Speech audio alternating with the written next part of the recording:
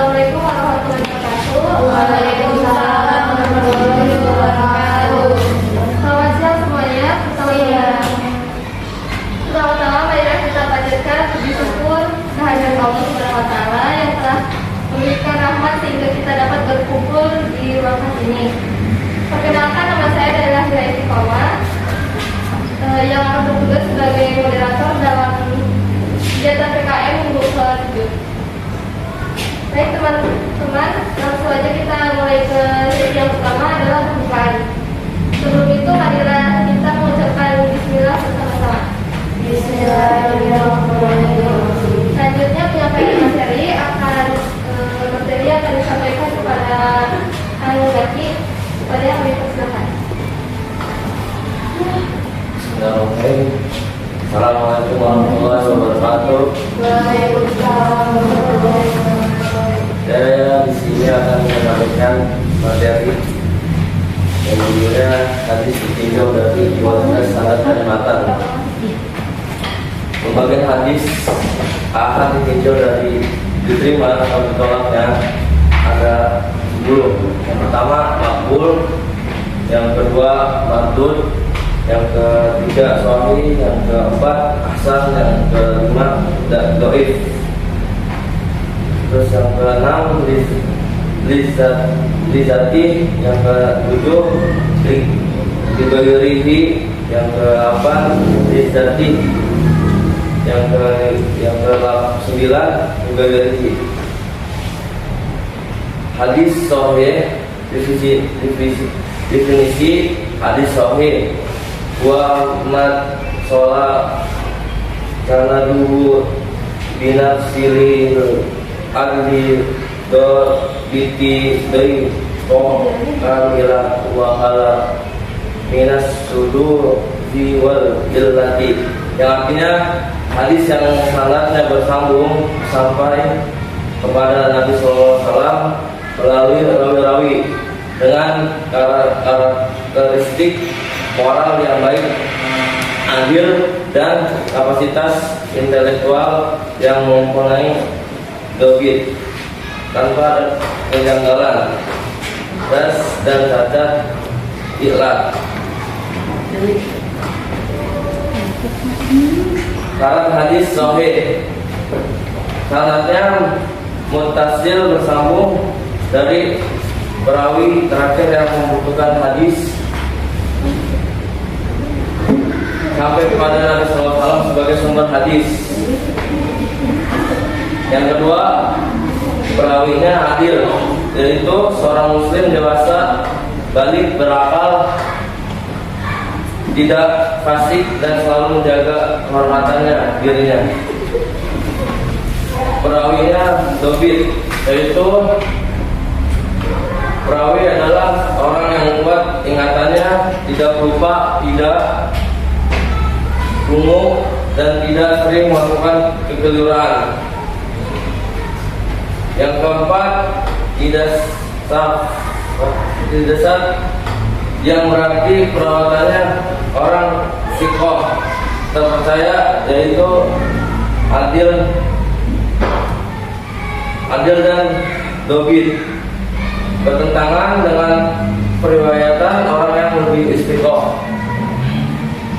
Yang kelima, tidak ada dilihat atau suatu sebab tersembunyi yang membuat cacat keabsahan suatu hadis, padahal lahirnya selamat dari cacat tersebut. Perkataan itu hadisnya idza shalla ahadukum ra'atal fajri faliyat qadian, ya ini artinya jika telah salat 2 rakaat fajar, salah seorang di antara kamu hendaklah tiduran pada lambung kanan. Dan hadis apabila muadzin dia setelah mengumandangkan azan pertama pada salat subuh, Rasulullah SAW berdiri melaksanakan 2 rakaat dengan setelah tampak fajar.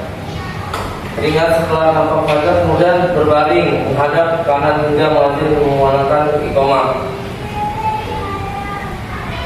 Terus hadis ini karena menyalahi perbuatan orang-orang yang lebih risiko. Hadisnya Aisyah radhiyallahu anha, Az-Zuhri, Sa'id, Abu Yaman dan Mirwayuddin. Contoh hadis mu'alan: jika seekor tikus jatuh dalam minyak samin mentega, apabila minyak padat, buanglah tikus itu dan minyak samin sekitarnya. Dan apabila samin sekitarnya dan minyak saminnya cair, maka janganlah kamu mendekatinya. Rasulullah SAW ditanya tentang tikus yang jatuh ke dalam minyak samin. Beliau bersabda bahwa tikus itu dan minyak samin di sekitar, lalu makanlah minyak saminmu. Di sini terdapat lihat di sanad dan matanya. Hadis mu'alam Sahih Rizati adalah hadis yang memenuhi syarat hadis sahih. Bagian hadis sahih Al-Bukhari adalah hadis yang mana sifat dobit perawinya kurang sempurna, namun ada periwatannya dari jalur lain yang sama atau lebih kuat sehingga derajatnya naik dari Hasan Rizati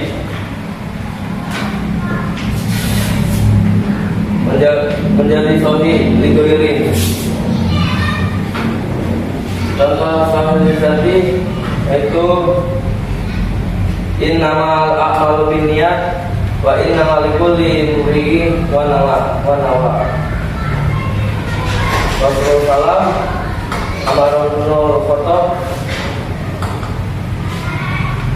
Sahabi Jalil Al-Qamati Ibni Waqasal Laisi Tabai Safata Sabtu Muhammadu Ibrahim Tamimi Tabai Takota Yahya bin Sayyidul Ansor Tabai Safata Sabtu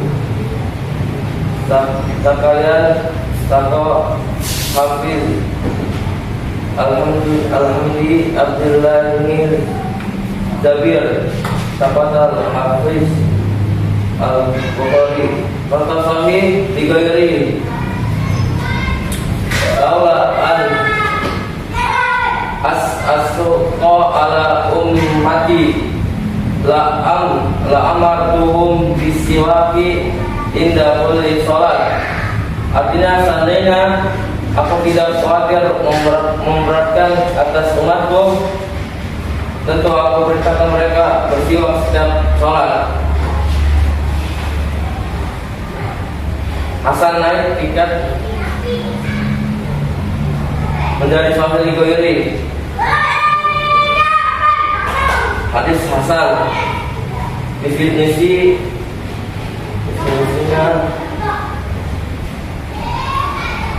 wa ma tasala sanaduhu bi ta'lil anli dawiti dariqo akhadhu min dawiti sahihi wa salima min suzu jiwa ilati qadiha.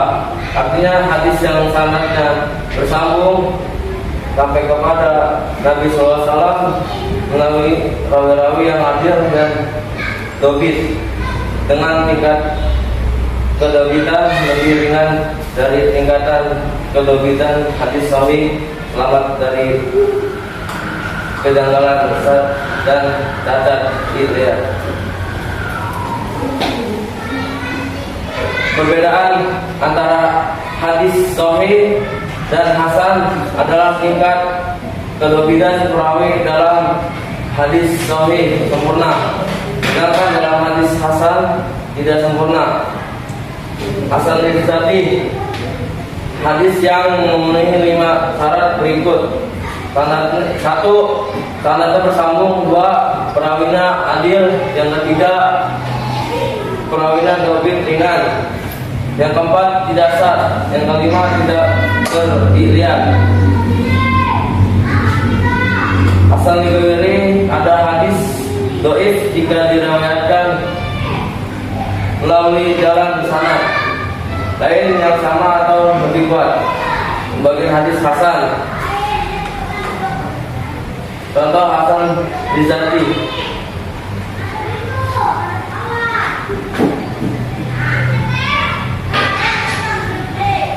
Contoh hasan dikiri, al mu'minu yamutu bi'irbil jabil. Artinya kematian orang mukmin itu ditandai dengan keringat di dahi. Hadis dhaif naik tingkat dari hasan dibagi. Pertama, kitab hadis sahih. Sahih Al-Bukhari, Sahih Al-Muslim, Sahih Ibnu Khuzaimah, Sahih Ibnu Hibban, Sahih Ibnu Hibban, terus yang Mustadrak Hakim, Sahih Ibnu Hasan, Sahih Al-Ghani. Kitab-kitab hadis hasan. Yang pertama, Sunan Abu Dawud, Sunan At-Tirmidzi, Sunan An-Nasai, Sunan Ibnu Majah, Sunan Daruqutni. Ini hadis dhaif. Al-Dhaifu huwa malam yajma'u sifatil qaburil masruqati fis sahih wa hasan. Artinya hadis yang tidak menghimpun sifat-sifat hadis makbul yang menjadi syarat dalam hadis sahih dan hadis hasan. Macam-macam hadis dhaif. Yang pertama, sebab pengangguran sanad. Yang kedua, sebab cacat perawi. Sebab pengangguran sanad adalah: 1, mursal; yang kedua, munkar; yang ketiga, mudhol; yang keempat, mu'allaq; yang kelima, mudalas. Sebab cacat perawi ada 2 bagian cacat keadilan, yaitu pertama maudhu, yang kedua matruk, yang ketiga majhul. Cacat kehabitan: 1, mungkar; 2, mu'allal; yang ketiga, mudarat; yang keempat, maklub; yang kelima, muttorib; yang keenam, muharraf; yang ketujuh, mushaf; yang ke-8, taz. Dan contoh hadis dhaif: mudraj, asbul usbu'a wa yulil aqabi minan nar. Artinya, sempurnakan wudu celakalah bagi orang-orang yang tumitnya tidak terkena air wudu daripada ancaman api neraka. Abu Hurairah berkata, sempurnakan wudu karena Abu Qasim SAW bersabda, wa yulil aqabi minan nar. Celakalah bagi orang-orang yang tumitnya tidak terkena air wudu daripada ancaman api neraka. Hadis ini menurut karena terdapat sisipan perkataan Abu Hurairah pada katanya, yaitu kalimat sempurnakan wudu. Contoh hadis dhaif matruk: alaikum istinai ma'rufi fa innahu yang mau